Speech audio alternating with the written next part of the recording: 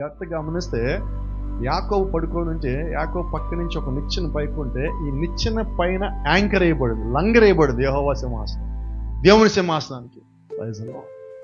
ఇప్పుడు ఇంకొక అర్థంలో మాట్లాడుకుంటే ఇప్పుడు యాకోబు ఎక్కడున్నాడు?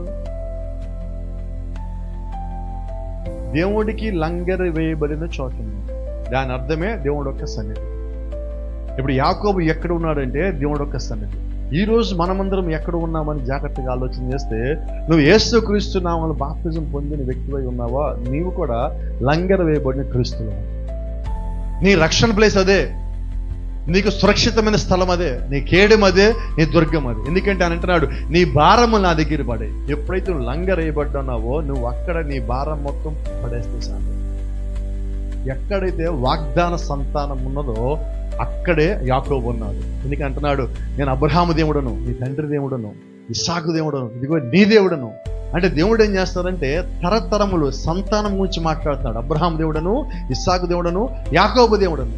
ఈరోజు మనతో కూడా దేవుడు మాట్లాడుతున్నప్పుడు మీ పితరుల దేవుడు అంటున్నాడు. ఎవరు మన పితరులు అంటే ఇటుపక్కన చూసుకోవడానికి మనకేం లేదు. మన పితరులు అంటే ఇక్కడ వాళ్ళు మనకు కనిపిస్తున్నారు. అయితే మన పితరులు ఈయన మాట్లాడిన ఎవరంటే యాకోబు గురించే.